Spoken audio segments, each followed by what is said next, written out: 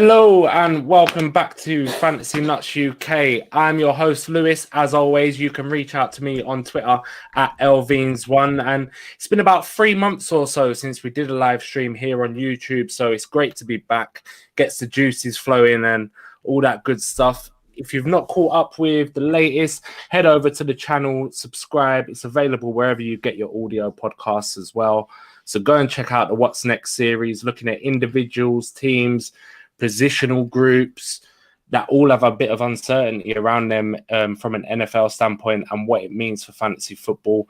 9 shows in total with a plethora of great guests. And talking of great guests, I am delighted to be joined this evening by a guy that if we did a draft of like NFL analysts or fantasy football content creators, he's in the convo for 101.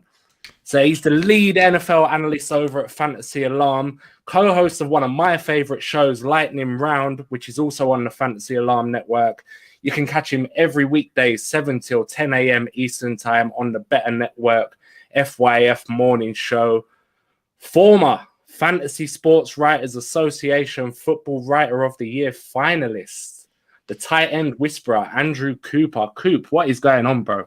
What's up, dude? What an intro, man. If I was going to go in the first round of an analyst draft, it would have to be tight end premium.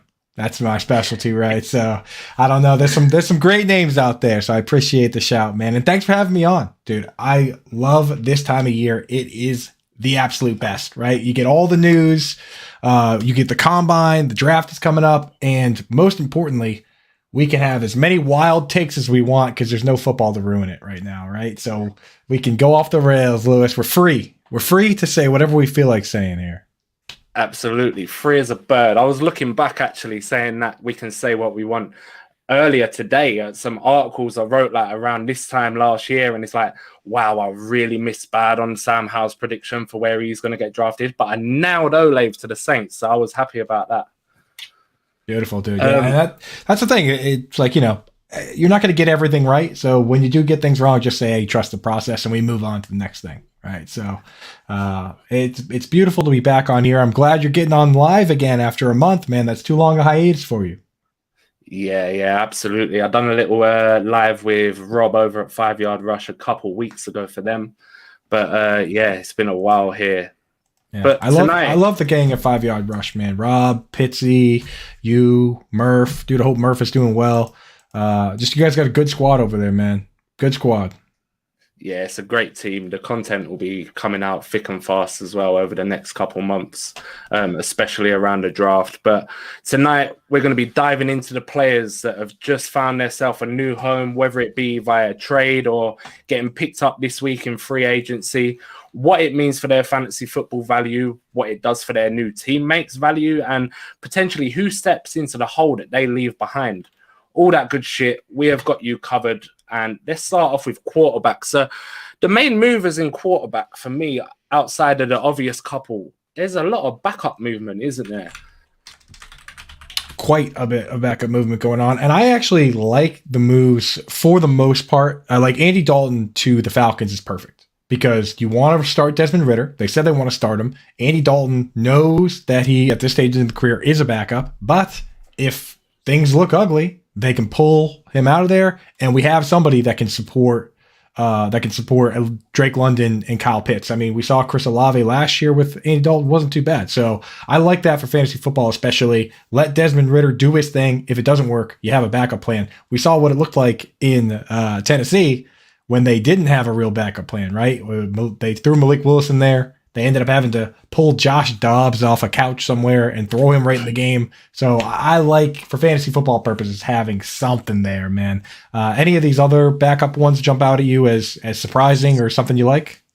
So it's actually Taylor Heineke that's gone to Atlanta. Oh, sorry, that was my fault. Dalton went to the Commanders. In Carolina, yeah. So for Dalton, yeah. That was on me. I'm running this tracker over here, and my brain is scrambled. So Taylor Heineke is with the Falcons, and again, it's the same thing. You get a rock solid backup. He even went on when he went on the part of my take. He said, backup QB is the best job in the world. So he's cool with it, right? Yeah, Chase Daniel's career earnings and how many snaps has he played in the NFL is sickening, isn't it? Yeah, it's crazy. Colt McCoy is like, he's still a backup technically. He's like 37 years old, right? So Yeah. hey, it's a good living. It's a good living. The other one that jumped, obviously, you got Case Keenum, Jarrett Stidham. They've landed their backup roles. But Mike White going to Miami, it's an insurance policy for Tua. And he, just like Taylor Heineke and Andy Dalton, they're some of the most competent league backups. Yeah. So, I mean, like, I think these guys at this point are looking for the best avenue to play, even if it's just playing a little bit. So, with the situation with Tua, I mean, Jacoby's been around long enough. These guys have been around long enough. Mike White has, oddly, he's already like 27, 28 years old. He's been around for long enough to know what kind of opportunities present those things. So Mike White with Tua, there's a real possibility that if he has one more head injury, Mike White's a starting quarterback. Jacoby Brissett is looking around at a guy like Sam Howell and saying, hey, I might just be better than this guy.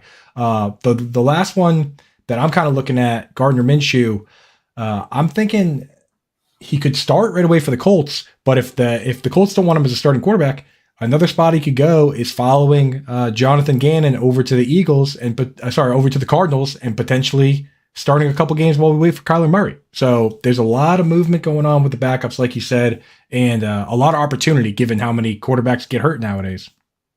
Yeah, absolutely. The Minshew to Arizona one is a great shout as well, because there's no way Kyler's ready for week 1. No chance. And Minshew is in that bracket with sort of Mike White, Jacoby Brissett, Taylor Heineke, of they're not quite good enough to be the guy anywhere for long term, but he would do a fine job for them games he's needed.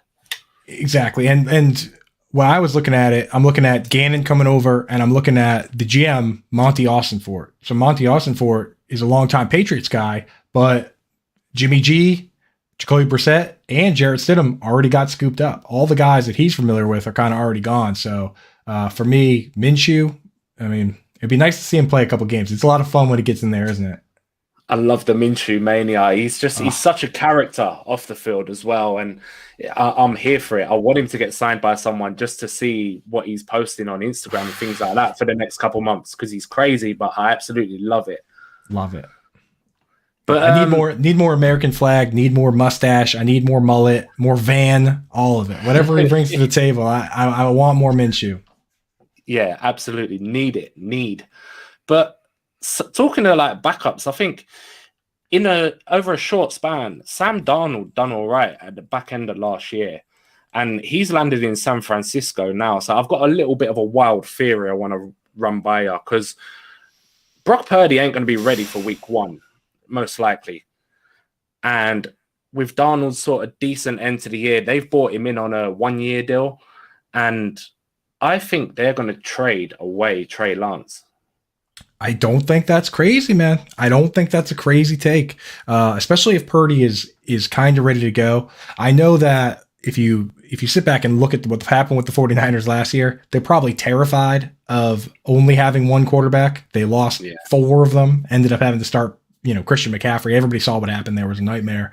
So maybe they are just thinking of, a third QB, but now is the time. And we've seen this happen multiple times now, where the Patriots drafted Jimmy G for a second. They traded him for a second. The Cardinals drafted Josh Rosen. They traded him for a second. If they're not sold on this guy, they can get back pretty close to full value, honestly, because we haven't seen him. It's unproven. If they were gonna trade him right now, where's the spot that you might be interested in seeing him slide in? So the one place, and you mentioned it just, was the Colts, because the way they're sort of building at the moment, I wouldn't be surprised, because they let Gilmore go. That saves cap. And obviously Matty Ice is gone now, maybe retirement for him. But I wouldn't be surprised if they made a run at even Lamar Jackson, which is going to cost them a couple firsts, or Trey Lance. Ooh, I kind of like that, man. I kind of like that a lot. I like the Colts. The Colts would be wild. Just imagine the Jonathan Taylor yards per carry with that RPO running behind Quentin Nelson.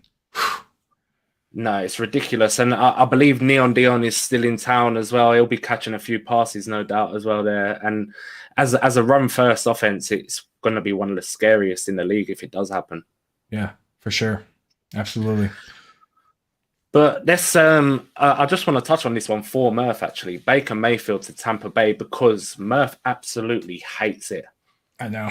It's Murph. I know Murph's a diehard Bucks fan, man. It's a tough situation, and I haven't seen too many Bucks fans that love it. I talked to Joey Wright. He's not really on board. JB Barry, another industry guy who he actually kind of likes it, but he's such a homer that he would have liked anybody. You know what I mean? He's just one of those guys. He's trying to silver lining his way through this thing. But, from a fantasy standpoint, the guy can likely keep the ship afloat. I personally think that it's going to be better for Chris Godwin than it is for Mike Evans. Mike Evans, you need a big, strong arm quarterback that can throw back shoulder fades and can throw it kind of into those, not necessarily tight windows, but in order to, I think what people misunderstand, and especially after seeing the comments this week about the people, did you see the people saying that they could play an NFL quarterback and throw for 10? I'm like, not going to happen, dude. And there's an art to throwing jump balls. Like, it's not just you chuck it up there and the guy goes and gets it. You got to throw it in the right spot. Ideally, when the defensive back is looking the other way. Like, that's something that Baker's never been great at. What Baker can do is move around in the pocket a little bit, find those intermediate routes. I think, Chris Godwin, Cade Otton might be all right, but Mike Evans could be in a little bit of trouble here.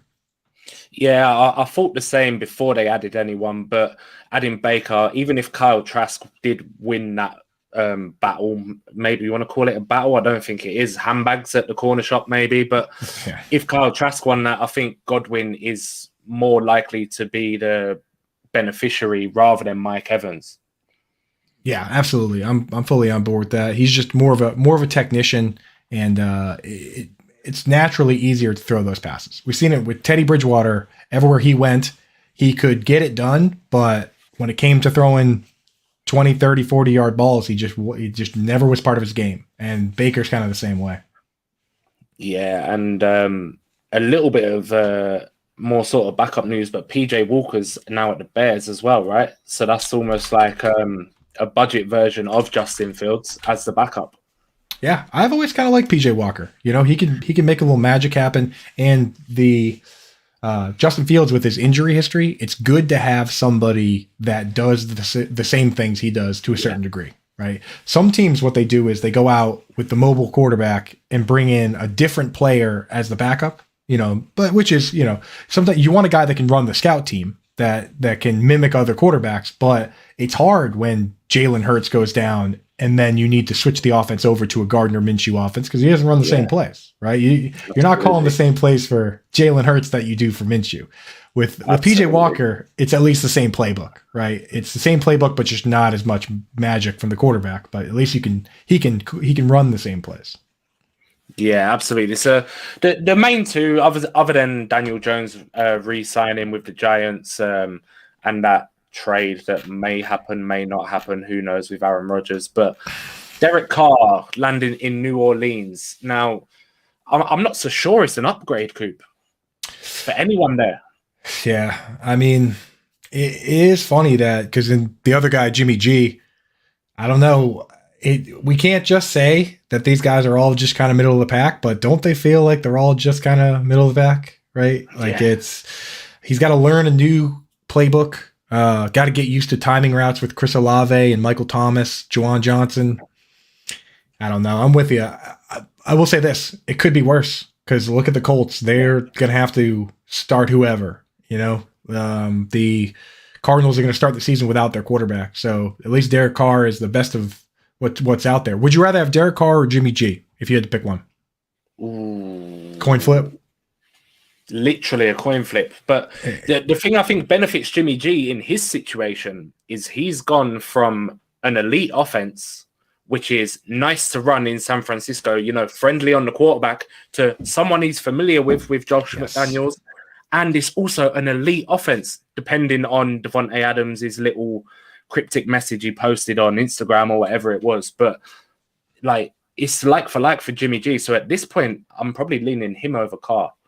Yeah, I think so as well, especially because he's not going to, the assumption is Carr's not going to have his safety blanket until later in the season in Alvin Kamara. He's likely going to get suspended for the assault charges. So Jimmy G's going to have Josh Jacobs, who caught like 70 balls last year, right? He's going to have Jacoby Myers, who he's played with before, Hunter Renfrow, who, you know, by all reports is a great. Yeah, I mean, it's like, you talk about easy guys to throw to. So should be a lot easier for Jimmy G over there. I feel you on that. Yeah, absolutely. But let's move on to running back anyway. And the biggest contract amongst the free agents that have found a new home is Miles Sanders. Landed in Carolina, finally gets a role where he won't be vultured for goal line or passing work. And what we see in there.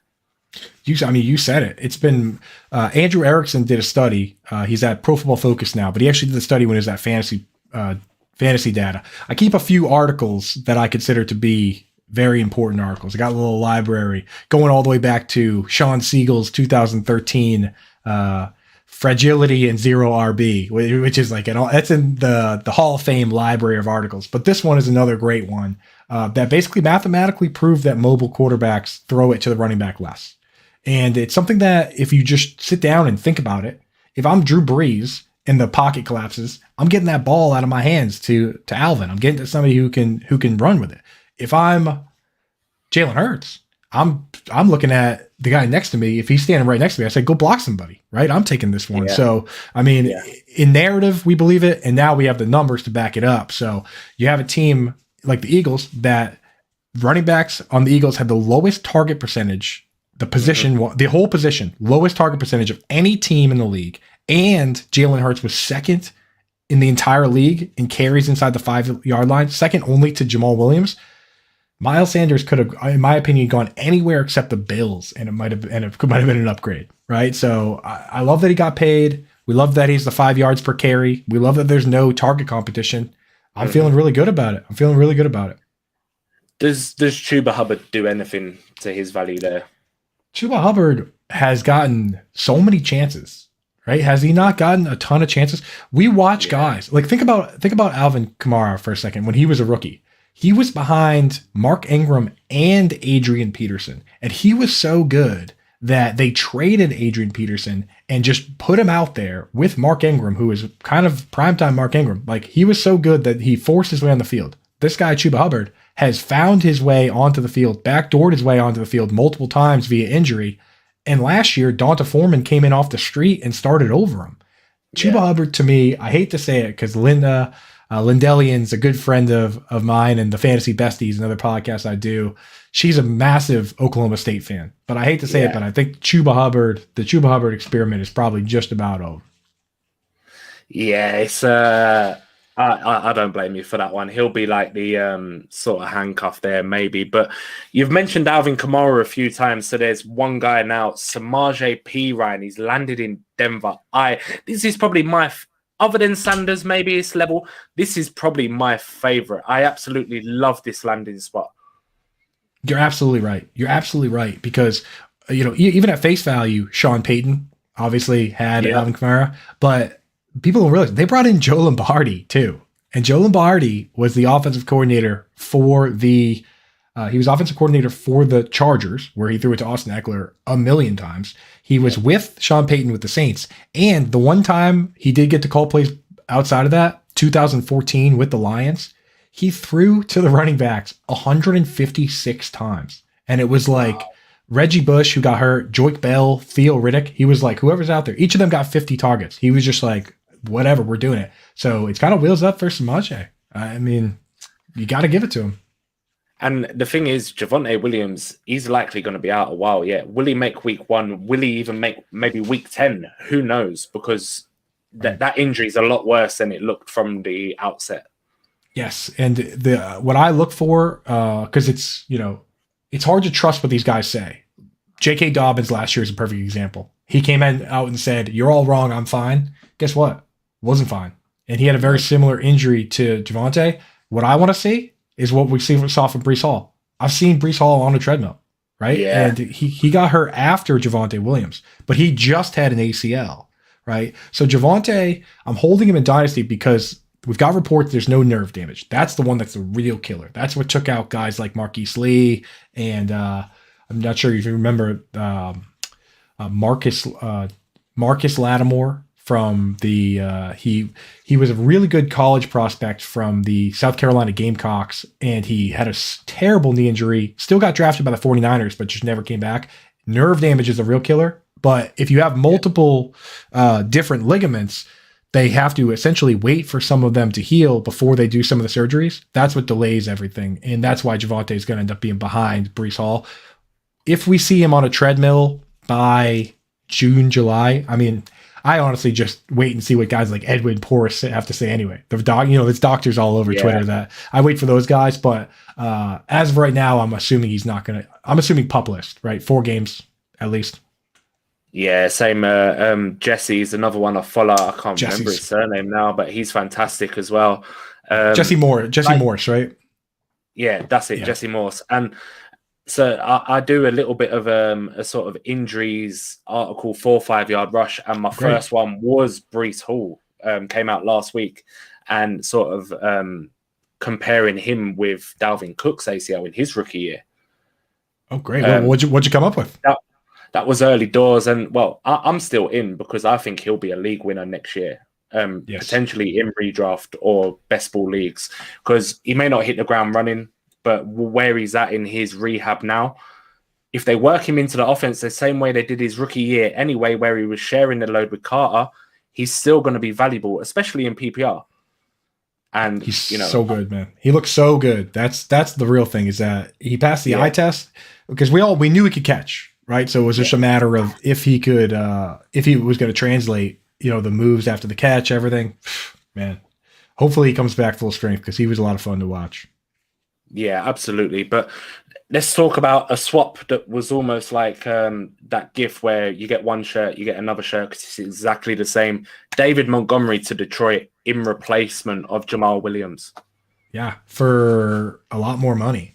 So, I mean, it's kind of sad when you see stuff like that. Like, it's not even, it's more money, but not like enough that they couldn't have made it work. It's same thing with like, I'm a Patriots fan, and watching Jacoby Myers leave for Juju and then seeing the money, I'm like, couldn't we have just kept Jacoby, right? Like, couldn't we have just kept our guy? So I look at it and I'm like, couldn't they have just kept Jamal, right? The fans love him. Everybody loves him over there. Yeah. Hard Knocks, the whole deal.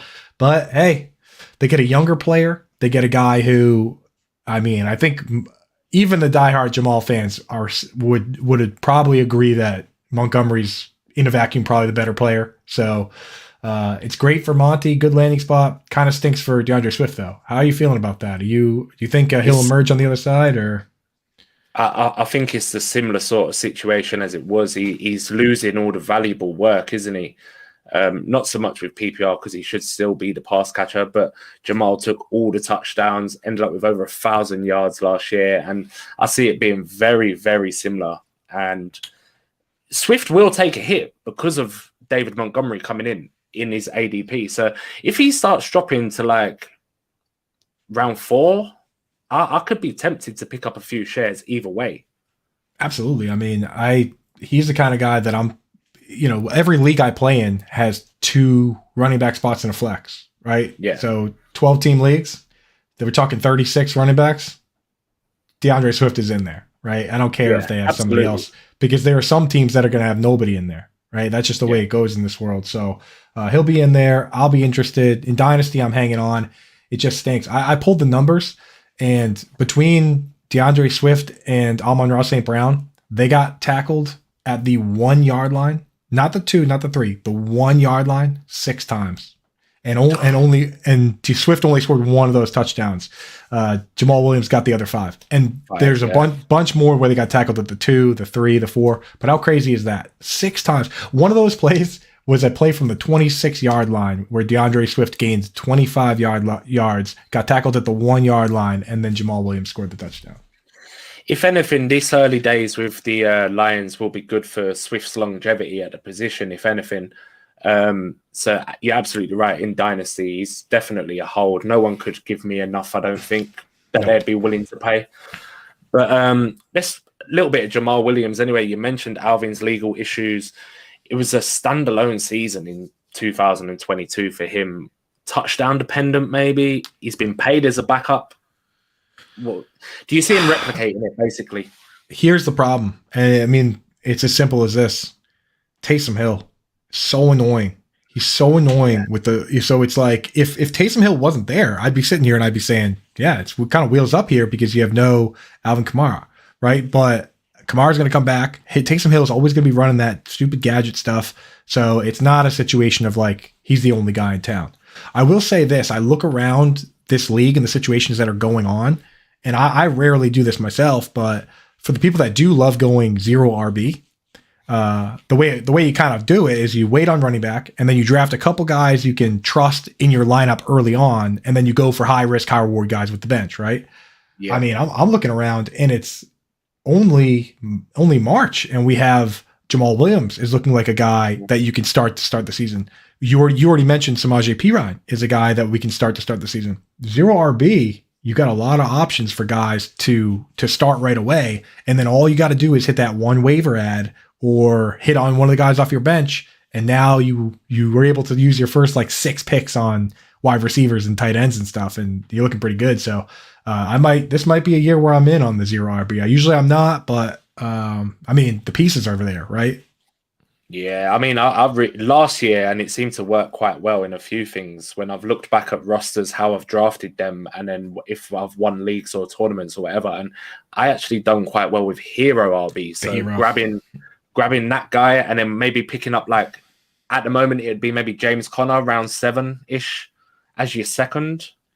Yeah, it was so funny the hero RB stuff when it first came around, because it was basically that season where all the running backs were getting hurt and everyone's like, I'm going zero RB next year. I'm done with this. And then Alvin Kamara comes out and scores 6 touchdowns championship week.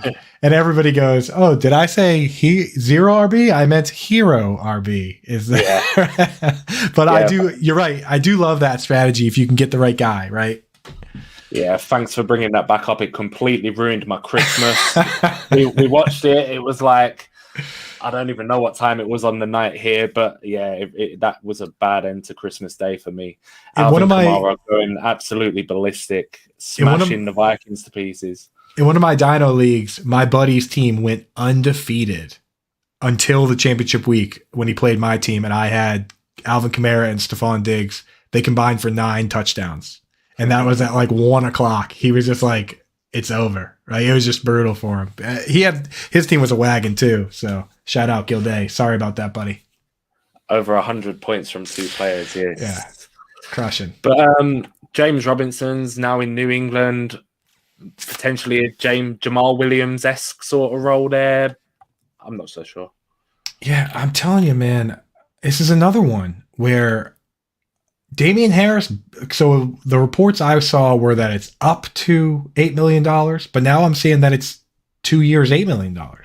So all I know is Damian Harris better get more money than that, because I'm not sure James Robinson is better than Damian Harris. And Damian Harris knows the playbook. He's familiar with the area. So it just seems unnecessary to a certain degree. I need to see Damian Harris get paid by somebody. Otherwise, I'm not sure I love the move. I don't know. Do you think if you were picking, if not just fantasy, but for an NFL team in a vacuum, would you rather have James Robinson or Damian Harris? Especially with his draft capital coming off an Achilles injury, which he don't look fully healed from anyway. It doesn't look like which way it's going. James Robinson's in the bin for me. He should be the guy still sitting as a free agent, not know where his home is, not know what to tell his estate agent. Am I moving? Am I staying? And it's the other way around. That's what I'm saying. Like, he's the kind of guy that, he shouldn't even be able to pick his number. They just give him whatever number's left over. Yeah. And I mean, maybe they're trying to get intel on the Jets. I don't know. I honestly don't know the thought process there. We have a little saying here. Like I said, I'm a Patriots fan. Trust in Bill we trust is what everybody says. So it gets harder and harder to say that, but I guess you got to trust that he knows what he's doing. Maybe Damian Harris gets a bunch of money, so we'll see. But I just felt like I wouldn't mind bringing the guy in, but why? Rashad Penny's getting $1.3 million. Why is James Robinson getting 8? Yeah. Rashad Penny's another one. He's super efficient when he's healthy, but when is he healthy? Right. And everybody was saying about, if Bijan lands on the Eagles, it's awful, it's terrible. Now, all of a sudden, I'm seeing Penny's landed there and people going crazy for it. And it's like, the guy's probably not even going to play 6 games. Give me Kenneth Gainwell all day long. Thank you, Lewis. I think the fact that you're over there, you can separate yourself from. You can look across and see. Like, I just picture you guys over there being like, "What are they doing over there?" You know what? Like, what is going on though? I've seen it all over my timeline. People are like, confetti is coming down from the rafters, right? It's like you brought in. You had injury-prone Miles Sanders who didn't have the best hands, and you brought in an even more injury-prone player with even worse hands. Rashad Penny's never caught double-digit passes. You know how easy it is to catch 10 passes as a running back in this league, even in a handful of games. What is that? I mean, 1 pass a game. You can miss 7 games to catch 1 pass a game and catch 10 passes. Like, it shouldn't be that hard to catch 10 passes. So I'm with you, man. Maybe in best ball, because he can hit like a 70-yard touchdown, but I'm probably out. I'm probably just out. Yeah, like you say, maybe in best ball. I think it's easier to catch 10 passes out of the backfield than it is to throw for 10 yards in a game. Absolutely, dude. Absolutely. Especially if you just go right to the ground after you catch him. I watched Kendall Hinton. The main argument against the 10 pass in the game, so not to cut you off, but I watched Kendall Hinton, who played in college, try it, and he threw for 9 yards, right? Yeah. I'm not doing better than that. There's no chance. No, absolutely not. Like, the guy's got at least 3 years, probably more from high school experience at quarterback. He knows what's coming at him. We ain't got a clue. Like, I'd get pancaked on the first play, 100%. Oh, dude, I can't imagine. Unless I could choose my 5-0 lineman, maybe, and a couple blocking tight ends. Not even, dude. I would have to pick the 5 shortest. I tell you, I stub my toe and I'm about ready to go back to bed most days. If you 300-pound guy lands on me, it's done. You could just put me right in a coffin. Like, I'm just done, dude. I'm beyond. My playing days are a long time ago, Lewis. I'll just run through these last few names. Notable re-signings: Alexander Mattison, potentially Dalvin Cook on his way out the door. I thought he would get traded by now, but it's not happened yet. Mostert and Jeff Wilson return to Miami, as well as Gaskin, so that's nothing to report there. I hate that, though. I hate that because that was such a good landing spot, right? Mike McDaniel with Teron Armstead, and they got a fullback over there, and they got not Connor Williams, but they have a good center too. It's like, that was such a good landing spot for, like, maybe not Bijan because they don't have a first round pick, but I just wanted them to go out and get a bell cow. Like, why didn't David Montgomery go there? That would have been great. And the worst thing is, where they was at 18 or 17, it was the perfect spot for picking up Bijan. I know. Perfect. Like, there would be nobody above them drafting him, I don't think, then. I know. But what could have been, man? Because that landing spot was perfect, and then they just ruined it by bringing all of this mishmash of, Mike McDaniel's friends from the 49ers back. What are we gonna do, man? What are we gonna do? Kareem Hunt's a notable free agent. Jarrett McKinnon had a good last year. We mentioned Deonta Foreman, Devin Singletary, Damian Harris, Leonard Fournette, and my little soft spot. People in a group chat take the piss and say it's my crush. Zeke is now a free agent, but I love Zeke. If he could land somewhere, maybe a win now team, someone going for the bowl, I think he could be helpful. I'll tell you right now, dude, a spot for our boy Zeke, because I'm a big Zeke fan too. I pulled it up. I'm not sure you saw this tweet. I pulled it up. Since he came in the league, the 7 years he was with the Cowboys, no running back scored more points than him, more fantasy points in any format. Wow. So if you had him in Dynasty, he was the dude. And he didn't really get hurt. He missed games with suspension. But, I mean, talk about a guy that just found a way to get on the field and get it done, man. even last year he was a battering ram, scored like 10 touchdowns in 10 straight games, whatever it is. The spot where I think he would do a lot of damage, and you know that this is a good spot because it's against my Patriots. But imagine he goes to the Buffalo Bills and he's they have James Cook is the pass down back, and then they have Zeke as just the battering ram. And I know it'll take a little pressure off Josh Allen, so he's not doing as much, putting himself at risk of getting hurt, right? So I think that would be a perfect spot for him at this stage in his career. Just go there and split the workload with those guys. It would really be killer. And compete for that ring in it, and that would be phenomenal. Actually, I seen someone post earlier about get him to the Jets, but that would be woeful. No, I don't like that, man. I don't like that. Nah. The crazy thing is, as a Patriots fan, I still would rather the Bills win than the Jets. There's something about the Jets that just rubs me the wrong way. Even the Bills are kicking our ass now. Their fans are great. They're a likable team. I hate to say it, like once they win a Super Bowl, I'll start hating them. But until then, it's hard to dislike those guys, right? They seem like good guys. Yeah, absolutely. But they know how to party, don't they? But let's crack on. Let's crack on with wide receivers. Alan Lazard to the New York Jets just mentioned. I'm baffled by the money. Explain it to me like I'm 5, if you can. I mean, dude, it's as easy as to explain it. It's Aaron Rodgers wants what Aaron Rodgers gets what Aaron Rodgers wants, right?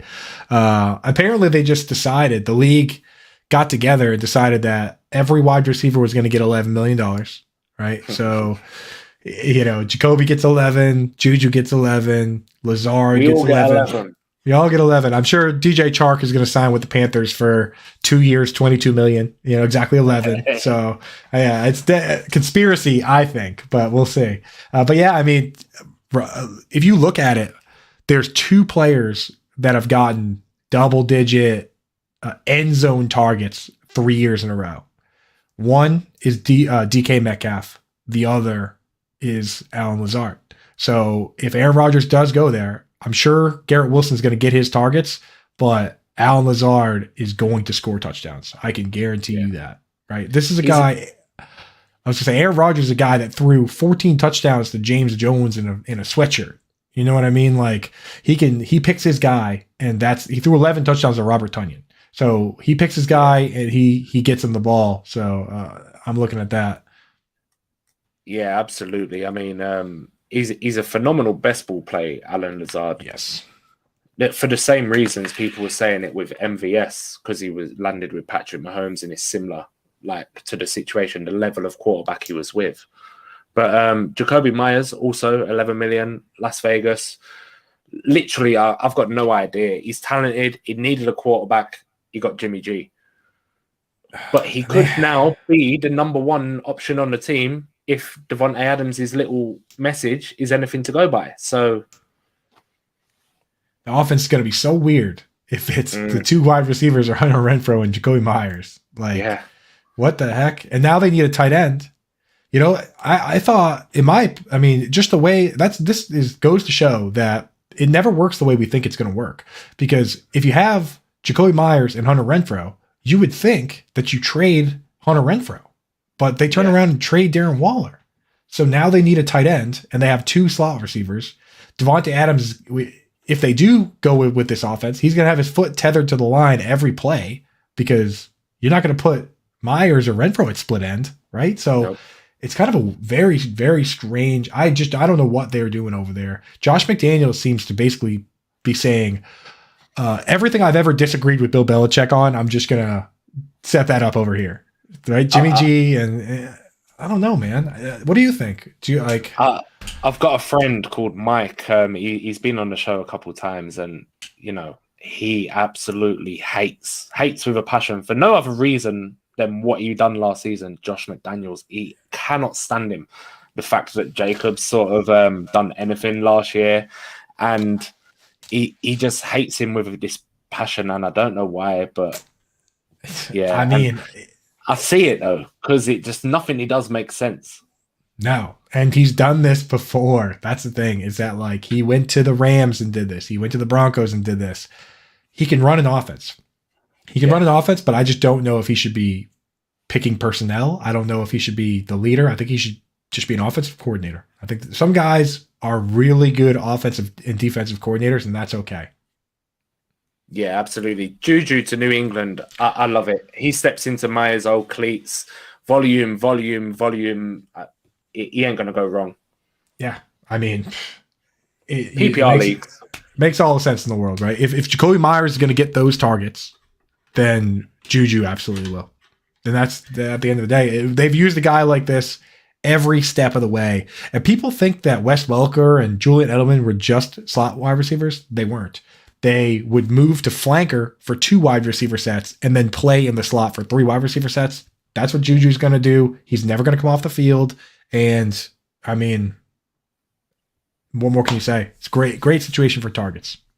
Yeah, he's going to get bombarded with targets. Another guy potentially could, Robert Woods in Houston. So they've signed Noah Brown as well on like a really small contract. The talk is they could still go and pick up a receiver in the first round. I'm starting to back away from that myself. Yeah, I mean, if they were to move forward today, they would have Nico Collins at split end. They would have Brandon Cooks at flanker, Robert Woods in the slot, but both those guys can mix and match. And then Noah Brown is basically the 4th man up. We watched him for the Cowboys come in when CeeDee Lamb was hurt. We watched him come in when Michael Gallup was hurt. So he's a great 4th man. So as of right now, and then of course the wild card is John Mechie. Everyone's rooting for him, right, to come back from the. Wouldn't it be great if he did come back from the leukemia and was ready to play and got to play with the guy we think the Texans end up with, which is Bryce Young, his call, who Alabama guys together. That would be a great story. So we're all rooting for John Mechie, but depending on what's going on with him, maybe they do draft a guy. But I'm with you. I think at this point they probably got what they need. Yeah, I'm leaning away from it personally, but it would be great to see John Mechie. I was quite high on him last year before, in those early sort of dynasty drafts and that. And it is a shame that we never got to see what he could do anyway. Absolute speedboat. It was a good fit for him in that offense. Perfect. But yeah, I hope he comes back. But the trade that went down, the 101 sent DJ Moore to Chicago. Fields gets the best wide receiver of his NFL career, whilst DJ Moore gets the best quarterback probably of his whole entire career. Chicago was super run heavy, and the schemes last year were just cack, but they're doing bits. What's your take on this? I'll tell you, man, this sounds like a trade that you and your mates might drop over a pint. Right? Like, what if it's like, it was just like, oh, what if they just took the first pick and traded him for this young wide receiver? Right? And we're always like, yeah, that sounds good, but it never happens. Well, I guess it did. This time it did happen, right? Like, that's one of the ones where I'm just like, yeah, why don't they just trade the first pick for the wide receiver? And that never happens. So I love that it did. Like, I want more trades that look like they were drawn up by Twitter. Right? Let's start move these guys around, right? Take the good running backs and put them on the good teams. Let's make that all happen. So I love it. I'm a big DJ Moore fan, and it's not often that you get a guy that has 5 years of NFL experience and success that is still 25 years old, with the age apex for wide receivers being 26 to 29 years old, right? Like, it makes him such a valuable asset to know that he's not only a proven commodity, but he's just now hitting the age apex for his position. So good job on both sides for getting it done. The Panthers had to do what they had to do to get the pick, and the Bears, they weren't taking a quarterback, so go out and get weapons and start trying to win right now. Now the window's wide open now. I mean, absolutely. I really like DJ Moore anyway, but do you just see what I seen? Twitter? Yeah. What happened? Well, breaking news. The Colts have agreed to terms with your guy, my guy, everybody's guy, Gardner Minshew. Indy have got their backup. It's happening, and they have the 4th pick. So, I mean, if let's say somebody trades up with the Cardinals and they take a quarterback, and the Panthers the Colts end up with Anthony Richardson. Do you think there's a chance Minshew starts while they get this guy ready to go? Or Yeah, Anthony Richardson, for me, it's going to be like a Trey Lance situation. He needs to sit behind someone who can do it and someone to mentor him a little bit. I mean, I dread to think Anthony Richardson coming out in year 2, week 1 with a mullet, but who knows what's going to happen there. But Richardson does need to sit. I can't see him going that early in the draft, maybe towards the middle of the first round. Yeah, I mean, well, that's the thing is if somebody trades up with the Cardinals, then I mean, do you think they would go with Will Levis? I mean, there's a possibility that the draft starts QB. I mean, Minshew could end up being the full-time guy. It's not outside the realm of possibility. Yeah, and I mean, for a year, maybe it's not the worst thing, but I still think they may go after a vet soon before the draft, maybe even draft night, who knows. But back to these wide receivers, I'll just roll off some names while you're updating the tracker. Paris Campbell, New York Giants, 1-year deal. It's another short option for Daniel Jones. Bissy Johnson visiting the Patriots. Berrios signing with the Dolphins. Slayton, 12 million, 2 years back in New York as well. But it's a whole list of cow dung, really. Yeah. Who's still a free agent? Hardman, Landry, Aguilar, Rob, i.e. Rob, whatever you want to call him, Anderson. Chosen Anderson, yeah. Chosen Anderson. But my guy, Mr. Touchdown himself, Adam Thielen. I'm gutted to see him leave Minnesota, really. He's been visiting Carolina, same like DJ Chark. Yeah. You and me like all the same guys, man. I'm a big Thielen guy. A spot that I found I like for Thielen, if they could make it work, where he could be a part-time player but still have a big role, would actually be the Detroit Lions. Here's my thought process on that. If you go, so he can play split end, foot tethered to the line. He's still a big end zone threat, right? So if you go 2 tight end sets, they can have their flanker, Jameson Williams, and their slot guy, Amon-Ra St. Brown out there, because you don't have to have them tethered to the line. They can be step back, go in motion, run around. Then when you go 3 wide receivers, you bring Thielen on. So the main 2 wideouts that you run full snaps with are the two little guys running around. Then you bring Thielen in, especially for red zone and goal line. You know, with that, he only has to play 60-70% of the snaps, but he still gets the touchdown upside, and it extends his career a little bit because he's not playing a full snap share. That's to me is a perfect landing spot. So it won't happen, right? I mean, I see he's visiting Carolina, same like DJ Chark we just said, but for me, that would be so good for a rookie quarterback, whoever they take at 101. So you'd have Adam Thielen, safe hands, reliable end zone threat, red zone threat. Then you'd have DJ Chark, who's a bit of a field stretcher for those intermediate to long routes, right? And then you've got Hayden Hurst, as well as a very competent runner, 5 yards per carry, Miles Sanders there as well. And it's just setting up the first overall pick in the draft to succeed. Yeah, it's always good to have those guys because Adam Thielen has been around so long. He knows all the tips and tricks, right? He knows like the little things that even DJ Chark might not know them all. Playing with like the Bortles and Goff. I mean, I've seen Adam Thielen standing toe to toe, screaming at Bill Belichick, jawing with Bill Belichick. So Adam Thielen, he's got some stones. He's a veteran in this league, right? And I know you're a Vikings fan, so you're all about. I don't have to tell you about that, right? How did you feel about them bringing back Harrison Smith? By the way.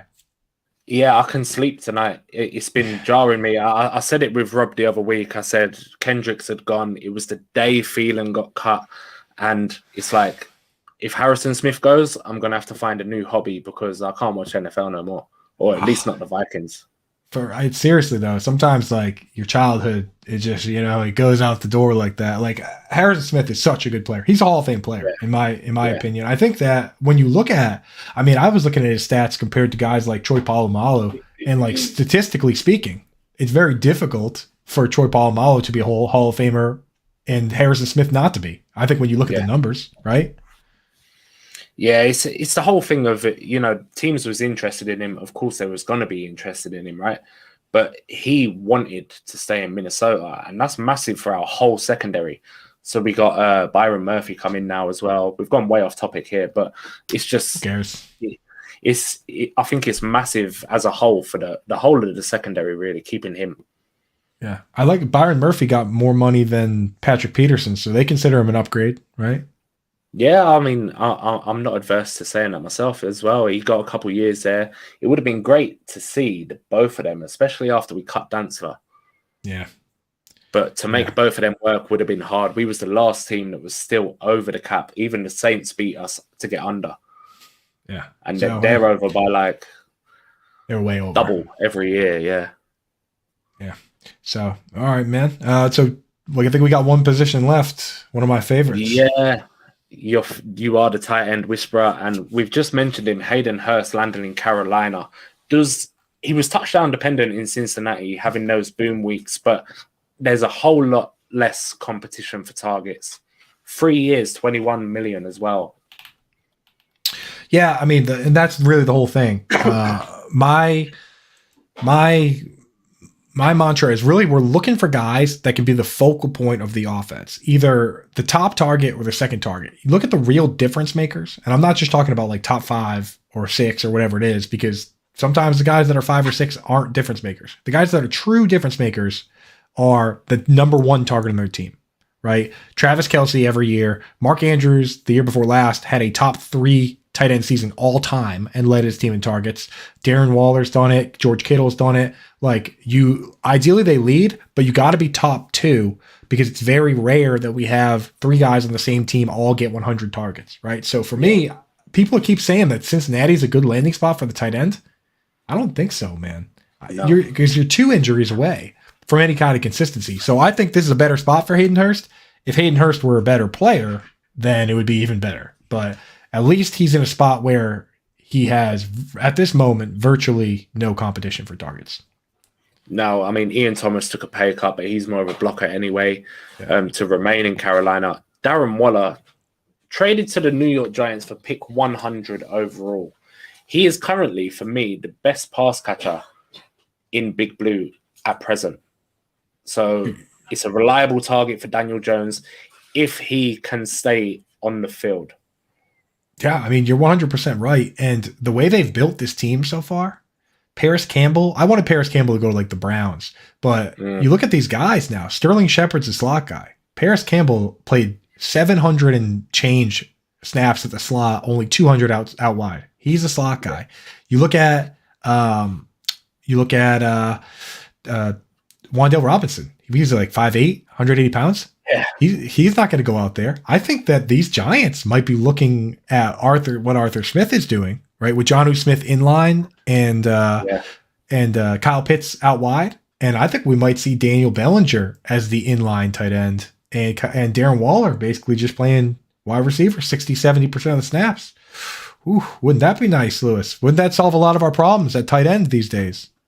Yeah, absolutely. I mean, the trade alone, without looking at it into it more than that, you automatically put Darren Waller back in your top 3 tight ends for me because of the pure opportunity he's going to get regardless. And then when you do look a little bit deeper, like with your article you release every year, it just blew my mind. But the volume that he's going to be getting with those other guys lining up elsewhere, it's going to be, if he stays for the full season, he could be the guy to dethrone Travis Kelce as tight end 1 next year. He could. I mean, it's we've seen this guy.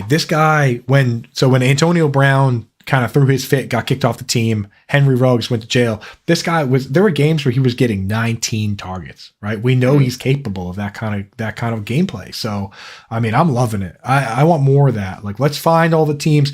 Like, instead of Hayden Hurst, I would have loved if like Mike Gesicki went to the Panthers, right? Like, let's find all the teams that are hurting at wide receiver and just start using tight end at wide receiver. Make our lives easier for fantasy football, right? Go and stick Mike Gesicki down in Houston now. Yes. And that is perfect for a rookie quarterback. Bryce Young, I think, could possibly go to Houston. That elevates him from day one. Right.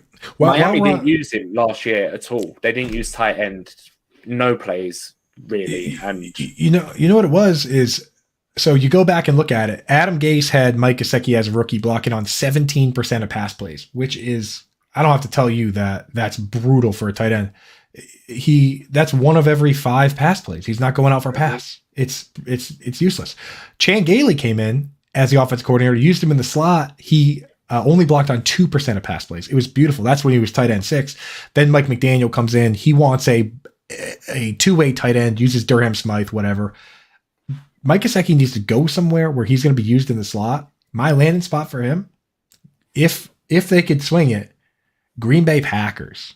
Green Bay Packers, you got Christian Watson out wide. You have Romeo Doubs maybe as the flanker on the other side. Why can't Mike Gesicki play slot? Why can't he just line up in line or just off the line and be a guy that gets peppered with targets on that team? I'd be good for Jordan Love, right? Next big target for him? Yeah, exactly. And it's perfect. The only other guy as well, and this guy needs this to stay relevant because he isn't the most efficient. But in that Dallas system, Dalton Schultz, he got peppered 2 seasons on the trot. One was because Gallup went down. He became the third man. And then it's pure volume for Dalton Schultz. I can't see him landing back in Dallas, though, which I've seen mentioned. Yeah, we need him to go somewhere, man. He is if I had to pick somebody to be the front runner to get the Austin Hooper Award as the guy that goes from a team that gets a ton of targets to a team that doesn't, where he just ends up as a blocking tight end, like Dalton Schultz is that guy. And when you go on Player Profiler and look at Dalton Schultz's best comparable player, do you know who it is? No. It's Austin Hooper. So we are in the danger zone with Austin Hooper, with Dalton Schultz. That's why my opinion is in Dynasty, trade him, because the best landing spot for him is probably the Cowboys, where he already is. Yeah. And his value can almost only go down. I guess he could land with the Packers, but right now when I look at guys and I'm like, okay, their value is either going to stay the same or go down, I'm selling. Yeah. And I mean, I had a bit of a soft spot for him that year where he did kind of break out and then picked him up a few times, but he's not good. Not really. I think he'll struggle anywhere else. And like you say, maybe the Packers because they got not many pass catchers, but Austin Hooper is a free agent tight end. Robert Tonyan as well from the same thing. Do you think anything of Smith? Obviously, Kwesi and Kevin O'Connell never. That's why they brought in TJ Hawkinson. Yeah. So wait, of Irv Smith, I think of these guys, Irv Smith is the most appealing to me. I've seen Austin Hooper. I've seen Robert Tonyan. Robert Tonyan, if you really go back and break down that season, he caught 3 of those touchdowns in one game versus the Falcons. They were missing their top safety. 2 got carted off, not just hurt, carted off during the game. And also Alan Lazard and Devontae Adams were out that game. Without that one game versus the Falcons, he's just a nobody, man. So I can't get behind it. Irv Smith, at least we can build this narrative that your Vikings were win now and he got hurt again and you had to go all in. You had to go get TJ Hawkinson, right? So you can at least create that narrative, but at the same time, I don't know. I can only sit here and say, well, Alabama so many times before I say maybe this guy, maybe he just doesn't have it. Maybe he just doesn't have it. I don't know. So you've watched him now for a while now. I know that he's been very injury prone. Do you have any hope? Holding out any hope or? No, I was done with him before last year. I wasn't drafting him last season at all before any injuries or TJ Hawkinson came in. I preferred Kyle Rudolph. I would have preferred to see Irv Smith out the door before him. Yeah. From the get-go, he's been a bit of a disappointment, really, from what he was expected to sort of come out. Obviously, with rookie tight ends, it's hard, isn't it, anyway? But from what he was expected of him, he hasn't lived up to much of it. And we see it. We just saw it with Gesicki, where it's like, if you're going to be a guy that's not that great at blocking, and you're not that big, and you're going to be a slot wide receiver, you got to be a good slot wide receiver. Right? Like you can't just be a big, bad slot wide receiver. Like we saw with Gesicki. He just wasn't better than Cedric Wilson at playing slot. He wasn't better at Durham Smythe at playing tight end, so he didn't play. And Irv Smith, if he wants to play the slot, he better be Evan Ingram. Because even Evan Ingram, at times, we said, why are we using this guy at slot instead of a real slot? That's why every year we say, oh, Kareem Hunt's going to play slot, and then he doesn't, because slot wide receivers are better at slot than running backs. Unless you're Christian McCaffrey, that's the case. So with Irv Smith, he's got to figure out what he's going to be.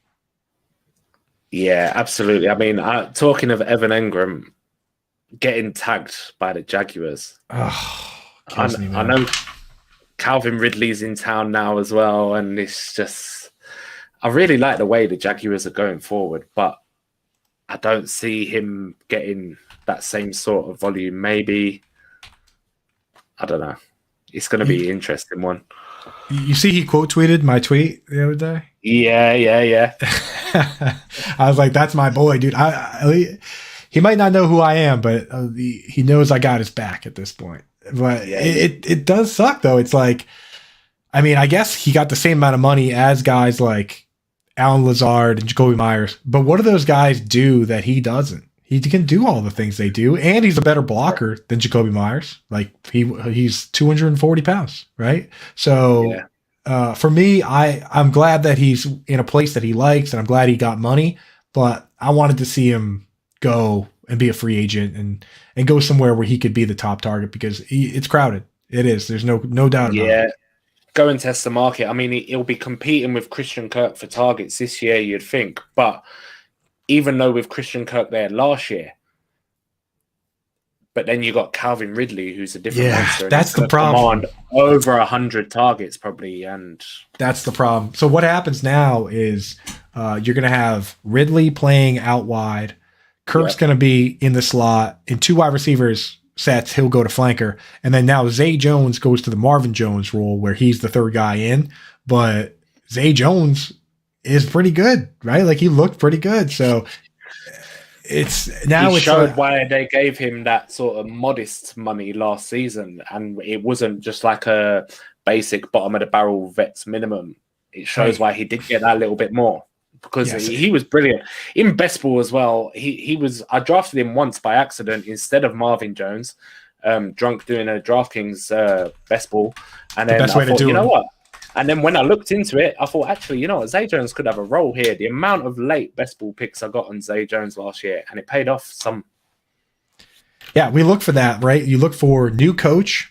And then a bunch of new pieces. Zay Jones is new to the team. Kirk was new to the team. Engram was new to the team. We don't know. We like to think we know, but we don't know. We saw it with when Matt Rule came to the Panthers, and it was DJ Moore and Robbie Anderson and Curtis Samuel. We all said DJ Moore is the guy, and guess what? It was pretty evenly split. So if you pick the other guys, you got a pretty good deal. The one thing with Zay Jones is that he would get just taken out of the game if they had a good corner, right? Sauce Gardner took him out behind the woodshed. Jeff Okuda from the Lions, he went away. So that's what Calvin Ridley's going to do. He's going to handle that. And with all those guys and Travis Etienne, as sad as it is, for the first time ever, I'm going to be the one that's probably going to fade Evan Engram. And it hurts, man, because that's my boy. That's my baby. Because a lot of people will look at what he done last year and they'll be like, "Ooh, Evan Engram," and that's the reason he's going to get drafted way ahead of where he should. Yes. Because they're going to say he's Evan Engram Jaguars. He's back in the Jaguars. That's just what they do, right? Yeah, absolutely. But that is about that for this edition of Fantasy Nuts UK. Coop, thank you for joining me. Tell everyone where they can find you and what you're up to at the minute. Absolutely, man. So all my articles are at Fantasy Alarm. You can find the draft tracker there. Anyone that saw the very beginning of the episode, I can assure you that I know where Taylor Heineke's playing. I don't know what happened to me at the very beginning of this episode, but I am running a full draft tracker over there, and all my articles are there. If you just type Andrew Cooper Fantasy Alarm in Google, that comes up. For my video stuff, right now my big thing I'm doing is on the new app Better Sports, Bettor. I'm on the Front Yard Fantasy Show on there every morning, 7 to 10 a.m. We always break the news. We're playing stupid games, which is a lot of fun. If you're not, I know you guys, 7 to 10 a.m. Eastern time is the middle of the day for you guys. If you're at work or whatever, you can go on Front Yard Fantasy on YouTube and watch it over there. Once you're done watching every single ounce of content that's on 5 Yard Rush, that is, you go over and watch my stuff on Front Yard Fantasy. All right. Yeah, absolutely fantastic, mate. And this will be available wherever you get your podcasts, and you'll be able to rewatch on YouTube, of course. Don't forget to like and subscribe. Thank you for watching, and good night.